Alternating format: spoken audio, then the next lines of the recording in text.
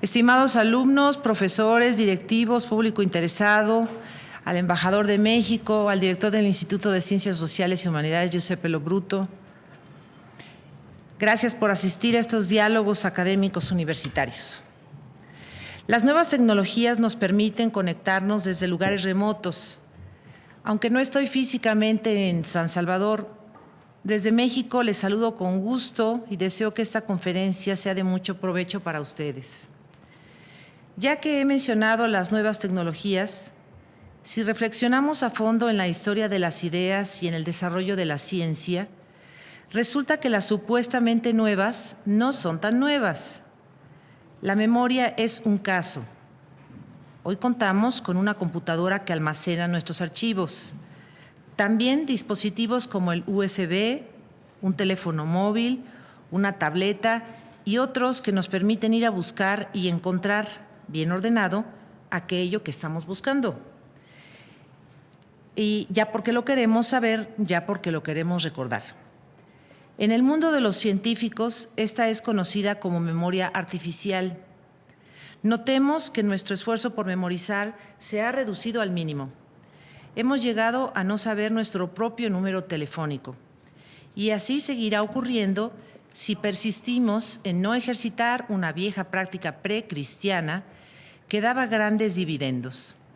El memorioso artificial era un erudito, un mago, un prodigioso. Los antiguos grecolatinos se dieron cuenta de que hay una memoria que se fortalece si se ejercita y se debilita si no hay estudio. Es como el ejercicio físico. Todos los tratados que hablaron sobre la memoria lo abordan como si fuera un tema común. Como si hoy yo comenzara la exposición así. Buenas tardes, hoy trataremos del reggaetón de manera general, porque es de todos conocido que es un ritmo de moda, urbano, de jóvenes, etc. Los tratados que abordan el tema son sobre retórica básicamente. La retórica es el arte del bien hablar, el arte de la persuasión. Por lo común, la retórica consta de 5 partes: la elocución, la invención, la disposición, la representación y la memoria. Pues bien, en el tema específico que nos ocupa hoy, se distinguen 2 tipos de memoria, la natural y la artificial. La natural es espontánea. Por ejemplo, hoy me dirijo a estudiantes de la Universidad de El Salvador y recuerdo perfectamente allá por 2017, cuando ingresé al campus de ustedes para encontrar algo de mi admirado Roque Dalton. No sé, una estatua, un letrero, el nombre de un salón. A primera vista nada localicé y supuse que sería buena idea entrar a la biblioteca para siquiera encontrarme con un libro suyo y allí mismo hojearlo y leer. Pero resulta que en la oficina de admisión me pedían una credencial de estudiante o profesor y no tenía conmigo ninguna. Ponerme a argumentar con el trabajador que solo quería encontrar un libro de Roque Dalton en la Universidad de El Salvador y poder leer dentro de la biblioteca, pues ya me pareció una mala idea, porque tal empleado no parecía entusiasmado en permitirme pasar sin el salvoconducto o brindarme uno provisional, así que deserté y me aparté. Fui a caminar tratando de hallar los pasos perdidos de Roque Dalton hasta que me hallé en la calle y me perdí entre los puestos de comida, de libretas, USBs, camisetas y otras vendimias tan comunes a las afueras de las instituciones educativas. La memoria natural no se invoca. Viene a nosotros porque un color, un aroma, un sabor, una persona, una situación o algo que vivimos en ese momento, lo asociamos sin querer a algo que nos aconteció. Esta es muy común e involuntaria. ¿Cuántos de ustedes han recordado a una pareja por alguna canción que vuelven a escuchar, por los árboles de una calle, por una semejanza física de esa otra mujer u hombre que aparece de pronto en la calle o sentada en una banca? ¿Cuántos de ustedes, en la escena de una película, se desligan con sus recuerdos de la trama a partir de que les recuerda un viaje familiar o personal, en donde el auto se descompuso en una cuesta y hacía frío o mucho calor. La memoria natural es, repito, libre de aparecer. Sin embargo, tiene como característica, piénsenlo, medítenlo, que está ligada a acontecimientos que tocaron nuestros sentimientos. Si alguno de ustedes estuvo a punto de morir en un accidente, estoy segura, este dramático episodio lo hará inolvidable. Si otros más presenciaron un tiroteo callejero, se les murió en brazos un ser querido, si estuvieron a punto de ahogarse en un río, no se les olvidará. Tampoco el día que nació un hijo, cuando conocieron a su desconocido padre o madre, por exponer otros casos impresionables más, cuando un valiente los rescató de una situación que podría haber acabado mal, o cuando tuvieron noticia de algún secreto familiar, de esos que deambulan en todos los linajes y que se preservan herméticamente. Si no fuese así, pues no serían secretos. ¿Van distinguiendo cómo opera la memoria natural? Es espontánea, no se invoca, surge así de pronto. La memoria artificial, en cambio, constituye un sistema organizado de símbolos, signos o palabras que representan personas, situaciones y hechos a recordar. En las computadoras, por ejemplo, abrimos un archivo que se llama 2022 Trabajos Escolares. Dentro de este, cuando menos así lo organizo yo, al inicio coloco la fecha en dígitos, 0303, esto es 3 de marzo, y agrego el específico nombre de ese trabajo escolar, por poner Conferencia UES. Así, cada vez que yo quiera volver a esta conferencia, sin dilación la hallaré en mi computadora y procederé del modo antes expuesto. Pero, ¿qué pasaba antes cuando no existían los celulares, las grabadoras, las cámaras, los micrófonos, las laptops, tampoco las libretas ni los libros? El conocimiento tenía dos características que afortunadamente no ha perdido: la transmisión oral y la memorización. La oralidad sigue siendo elemental en la comunicación humana. Uno le narra a otro, por ejemplo, qué pasó en el barrio anoche, con esa bulla tremenda que se escuchaba y que le tocó atestiguar. Este receptor cuenta a otro interesado qué ocasionó esa bulla tremenda y así sucesivamente. Pero claro, ya lo están notando, comienza el fenómeno este que se llama teléfono descompuesto. Al final puede ocurrir que quien inició la bulla era la madre de no sé quién, porque su esposo, otro que no es el actual y que venía de otra parte, entró a la fuerza a su casa, que estaba cerrada con llave, no, estaba abierta de par en par, y al encarar al amante se le fue encima a golpes, pero el amante salió por la puerta. No, sacó una pistola, no. Se enfrentó al despechado con puños y patadas, no, tampoco. La señora los corrió a los dos, pues tampoco. No había ninguna señora ni un amante, sino un par de novios, no. Eran padre e hijo discutiendo, no. Era la señora discutiendo con el amigo de su hijo, etcétera. La transmisión oral es fantástica. Como no se graba el testimonio a menos que haya un explícito propósito, el ejercicio de invención aquí juega un papel fundamental. Esta memoria artificial, repito, aquella que sí queremos invocar porque estamos repasando para un examen, para un encuentro clave en nuestras vidas, para escribir un libro, qué sé yo, tiene una imperfección humana y viva. Fantasmata, le denominó Aristóteles, es decir, fantasma. Nuestra memoria artificial o natural no es del todo clara, es gelatinosa, afectiva, fantasmal. Un hecho ocurrió así y asá, pero quienes lo vivieron dentro del lugar donde acaeció vieron una parte o la sintieron de una manera. Esta emoción se impregna en el alma, según Aristóteles también, y se asemeja a una pintura. Si el memorioso no acude a ella con frecuencia para ver cómo sigue almacenada, puede irse despintando con el tiempo y se perciba que pierde nitidez. Sin embargo, si ustedes en este ejercicio de memoria artificial con frecuencia visitan la huella imborrable de ese acontecimiento que marcó algún día su vida, La pintarán y repintarán para que no se difumine. El memorioso artificial es entonces un pintor y retocador de imágenes mentales. Claro, me anticipo a lo que podrían preguntar. Entonces, ¿el hecho impregnado en el alma se parecerá cada vez que se repasa el hecho al acontecimiento original tal y como sucedió? Aristóteles contestaría, sí, se asemejará, aunque depende cuánto te hayas emocionado y cuánto te hayas empeñado en retenerlo en la memoria. Una forma de ilustrar cómo funciona la memoria artificial y cómo depende de su impresión en cada alma y cómo restaurar se convierte en una actividad fundamental es así. Es la fiesta de Año Nuevo y están sentados para celebrar padres e hijos y familiares. Entre brindis y buenos deseos, uno trae a la memoria el día del terremoto.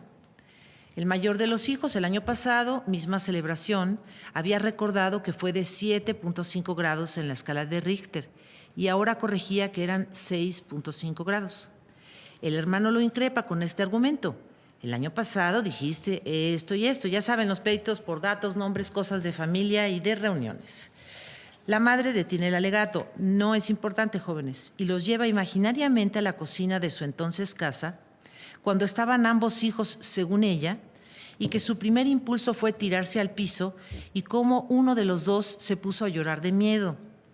El padre relata que llegó a la cocina, pero que no estaban los dos hijos, sino solo su esposa con el menor, y que no estaba tirado en el piso, sino detrás de la puerta que conduce al patio. Ahí la tía entra a escena. Niega que hubiese tal patio, era antes bien un jardín, y que desde ahí miraba cómo se movían los árboles y temía que iban a caérsele sobre la cabeza. Y fue entonces cuando entró a la cocina y llamó al padre, al hijo y a la hermana para que salieran. Entre sollozos los tres, no los cuatro, porque no estaba el mayor de los hijos según la tía, se condujeron a la calle y afuera se hallaban ya como 40 vecinos. No, eran unos 50. No, éramos muy pocos. Yo fui a tocar las casas de las familias González y Velázquez para que salieran, pero no estaba nadie. No, sí estaban, mamá. Yo vi a los González en la esquina. No estaban en la esquina. Se habían ido de viaje desde la víspera. Que no estaba nadie ahí sino en su casa. Bla, bla, bla, bla. ¿Se dan cuenta cómo los acontecimientos impresionables son sentidos, vividos, recordados de diferentes maneras, aun cuando todos estuvieron ahí y se supone que el temblor lo sintieron igual o de igual modo? Por ello, Aristóteles insistió tanto en que lo más impresionable es lo menos difícil de olvidar y que en ello el sentido de la vista es sumamente importante. Vamos ahora a la bibliografía, los autores, los temas, los ejemplos de la memoria artificial, que se convirtió en uno de los grandes temas de los filósofos desde el medioevo. El arte de la memoria nace a partir de una anécdota, de acuerdo con la tradición. En Tesalia, el poderoso Scopas ha invitado a un banquete a los más ricos y a un afamado recitador, Simónides de Ceos. El rimero asiste y cumple. Elogia al huésped, pero entremezcla versos adulando las gestas de Cástor y Pólux. Esto no le gusta al anfitrión y se niega a pagar a su invitado las rimas logradas. El comensal sugiere al poeta, también exacerbado, que cobre a los muertos, Cástor y Pólux, la parte que correspondía al honor que les había rendido.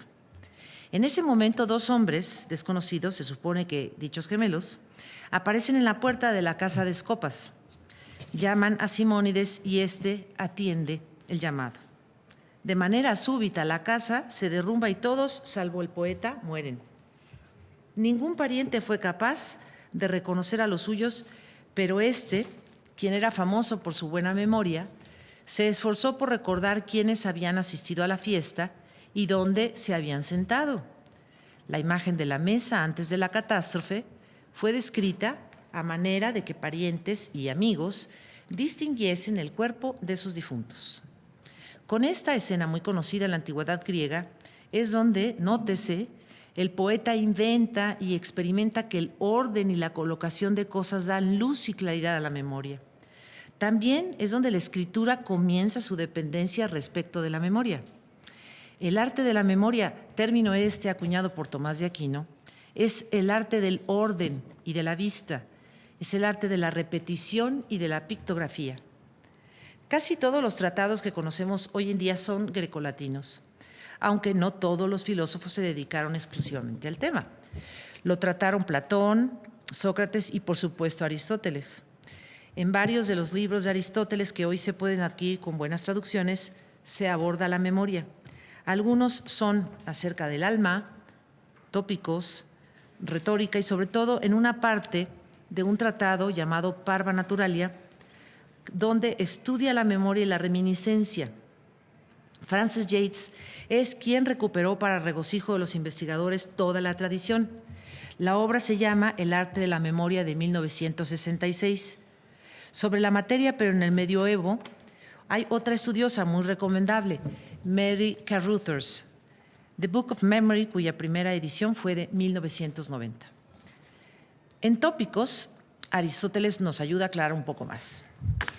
Admite que hay una memoria natural, hemos hablado de ella, la que cualquiera puede tener, por ejemplo, al recordar de forma espontánea una escuela de la infancia o una persona querida a partir de un parecido físico.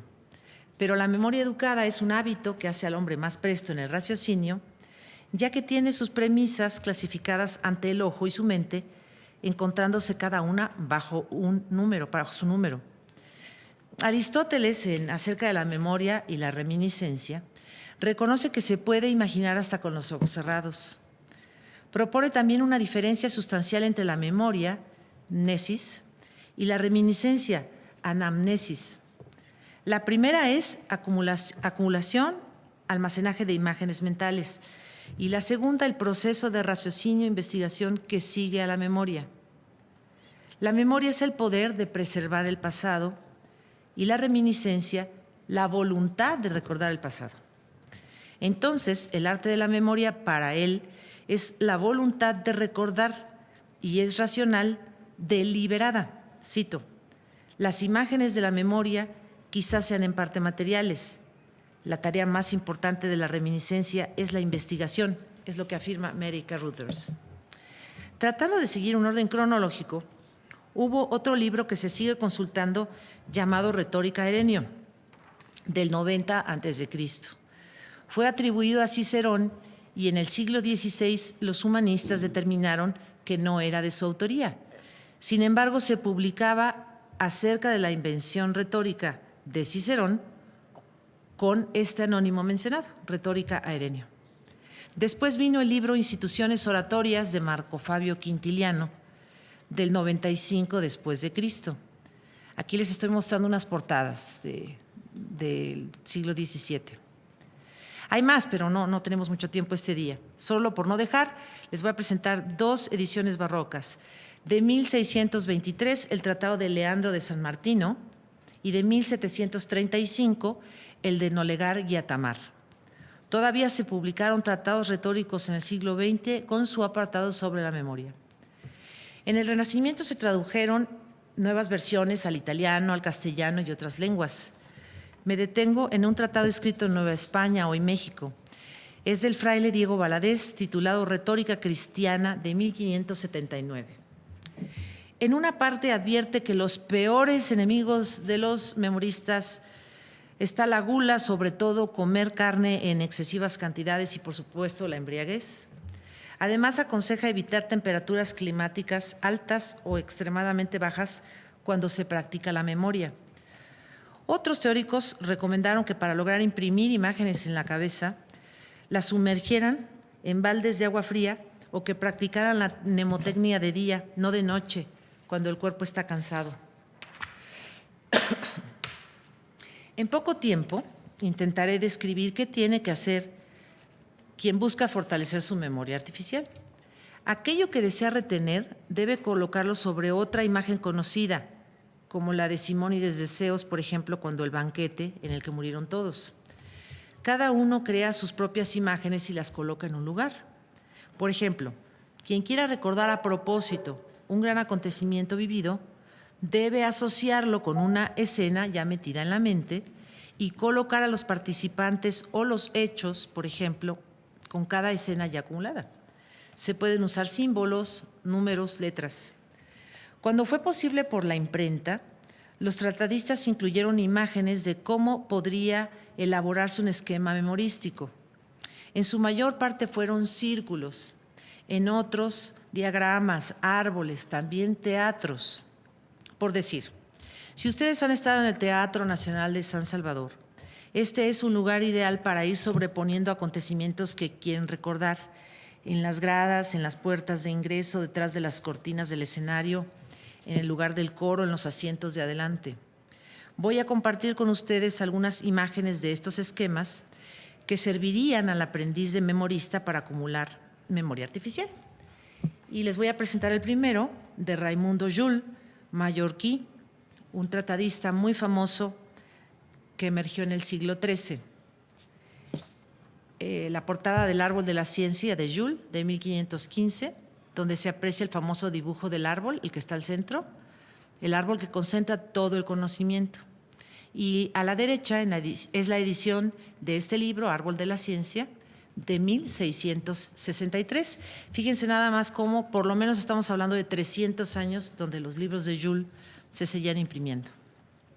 Ahora les dejo este breve video en donde se explica más qué quiso ofrecer al mundo este gran memorista Raimundo Jules, para picar su curiosidad y que por su cuenta ustedes averigüen cómo concebían los anteriores a nosotros la importancia de saber memorizar.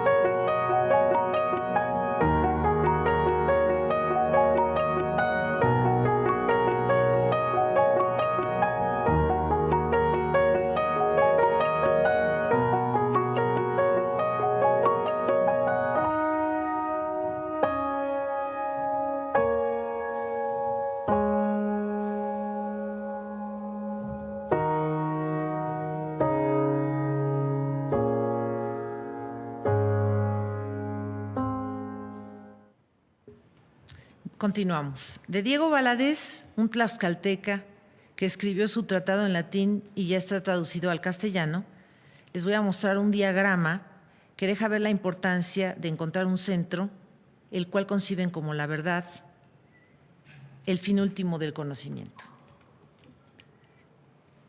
Y si lo podemos ampliar un poco, aquí ustedes van a observar el diagrama principal que está abajo y todas las rendijas que lo circundan. Y esta es la concepción que tienen los memoristas.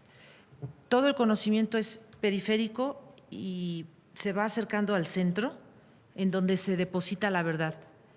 Aquel que es capaz de recordar cada uno de los espacios de ese diagrama y su anexo arriba, ese es el del Tratado de Diego Valadez, va a tener un saber enciclopédico.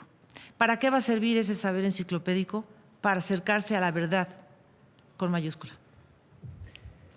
Bien, pues ahora les platico también de Giulio Camilo, renacentista italiano, quien describe que una forma muy importante de hacer este diagrama es a la manera de un teatro. Y algún pintor de su tiempo se tomó en serio la tarea de dibujarlo, es la que ven. Explica la citada Frances Yates que la finalidad de esta construcción mental era que a través de los símbolos grabados en su estructura, su acomodación y uso, sirviera al espectador para recordar y contemplar el conocimiento universal ya contenido en el alma, como se menciona en la teoría de la reminiscencia. Y ahora comparto este breve video que explica aún más qué es y para qué sirve el teatro de la memoria.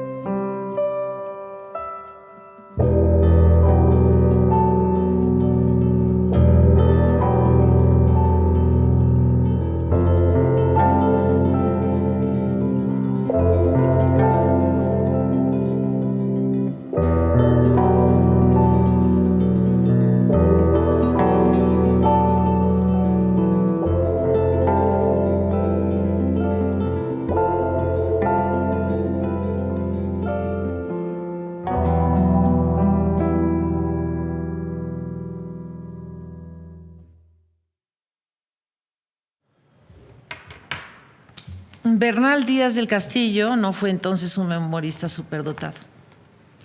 Tampoco Hernán Cortés ni otros famosos cronistas como Antonio de Solís, Pedro Cieza de León y otros escritores o testigos.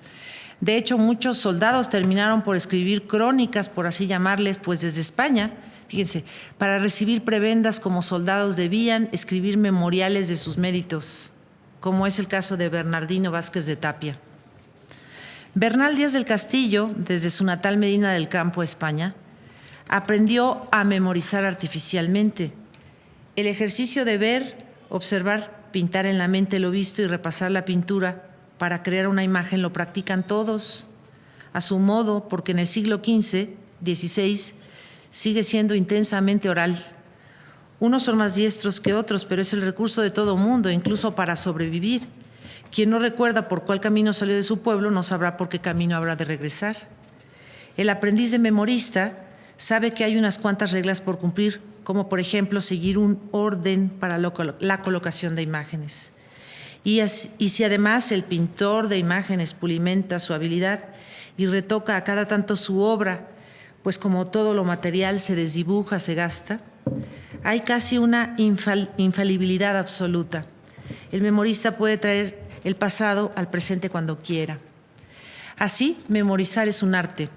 Arte de la memoria es el trabajo de traer el pasado al presente. Es esbozar imágenes de lo visto. Es representar un objeto, una situación, un lugar, a un sabedor anticipado de que puede perderse la fidelidad de los hechos originales. Bernal Díaz del Castillo es ejemplo de ello. Esta tarea es el arte de hacer parecer, es el arte de la invención. Para Quintiliano, memorizar es asemejarse a quien va viendo con los ojos del alma. Al respecto, reflexionó George Acuff. La memoria de algunos se convirtió, por lo que tuvieron que vivir, en morada imposible y de morada de fantasmas que acechan cada paso de su presente. La memoria de otros es la única felicidad que les queda. Una mayoría, sin embargo, parece haberla perdido del todo, quizás porque nunca la tuvieron, viviendo en la ilusión de un presente eterno. Las imágenes que recordó Bernal Díaz, y voy a citar lo que escribió, es como si ahora lo viese y estuviese en aquella guerra y batalla. Bernal Díaz quiso revivir al contar su historia y la del pequeño ejército de Cortés. En el ocaso de su vida, tenía 84 años, quería contar su propia historia y decir al mundo que él también era un héroe. Escribir sus proezas permitió al cronista comprobar que asimismo él era un titán, pues, cito, comillas, me hallé en más batallas peleando que se halló el gran emperador Julio César. Le molestaron muchísimo los beneficios obtenidos por los nuevos conquistadores, los que no se la jugaron como él, como cuando afirma de ellos, comillas, no saben qué cosa es guerra de indios ni de sus astucias. Y aquí en pantalla, al lado izquierdo ven la primera edición del manuscrito Remón, 1632. En medio otra edición y el retrato del autor, el único que se conserva. El final de la historia verdadera es el ocaso de un héroe. Imaginación y melancolía se deslizan por las últimas páginas del manuscrito. Ya no para recordar solo lo visto, pues está ciego, sino también para traer a la memoria lo oído. Hay muchas menciones a los tambores de los antiguos mexicas, sus alaridos de guerra, las conchas, el sonar de las flechas. Recuerda ruidos como los de la guerra de 1521, pero ahora los de una colosal tormenta que azotó a la ciudad de Guatemala, donde murió. En 1541, cito, llovió tanta agua 3 días con sus 2 noches que se hinchó una boca de un volcán y reventó por un lado de la abertura del volcán, y del gran ímpetu del agua trajo muchas piedras y árboles, de tal manera que si no lo hubiera visto, no lo pudiera creer. Fíjense cómo en esto de las autobiografías, Bernal es un testigo de vista que reconoce su derecho a contar su propia historia de la conquista de México. Si no han leído la crónica de Bernal Díaz, quizá es la hora. No solo por el tema de la memoria, que aquí he resumido tanto como he podido. Es un verdadero agasajo leer al que muchos cronistas españoles llamaron el testigo incómodo. Cuando ensalzaban en Europa a Hernán Cortés, Bernal lo humanizaba y juzgaba. Cuando enaltecían al ejército que encabezó, Bernal peleaba por el reconocimiento de todos los soldados que participaron en la gesta. Incluso en su crónica anotó todos los nombres de los que recordó. Cuando en Europa miraban al indio como ser inferior, Bernal describía la belleza de sus rostros, su inteligencia militar, la hermosura y perfección de sus ciudades. Cuando en Europa menospreciaban a la que llamarían Nueva España, Bernal la alababa como la tierra más pródiga, la más soñada, la más nueva, la utopía. Quiero recordarles algo. El mayor anhelo de los antiguos era saber todo lo posible para alcanzar la sabiduría, la verdad. Cuentan que el dios Hermes quiso concederle un deseo a Pitágoras, cualquiera menos el de la inmortalidad. Y Pitágoras eligió la sabiduría. Entonces no resulta novedoso que el ser humano en general, históricamente hablando, anhele ser sabio. La memoria puede ser esa computadora interior que acumula, procesa, conserva y reproduce el saber. Saber da poder, saber da claridad. Saber permite avanzar con paso más firme. Saber nos acerca a la verdad, a lo divino. Tengan presente, de igual modo que la mitología griega creó a Mnemosine, hija de la tierra y el cielo. Mnemosine es la madre de las 9 musas y su encomienda es recordar al hombre la memoria de los héroes, evocar lo ausente. El gran Hesíodo la consideró la musa inspiradora de los poetas. Por ello, para no olvidar y traerlo alejado, termino con unos fragmentos del poema, fíjense cómo se llama, La memoria, de Roque Dalton. Así eran las tardes de nuestra primera juventud. Oíamos las hojas muertas, My Foolish Heart, o sin palabras en el hotel del puerto. Y tú tenías un nombre claro que sonaba muy bien en voz baja.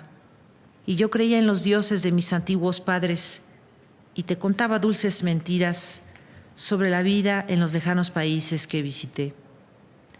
En las noches de los sábados dábamos largos paseos sobre la arena húmeda, descalzos tomados de la mano en un hondo silencio, que solo interrumpían los pescadores en sus embarcaciones iluminadas, deseándonos a gritos felicidad.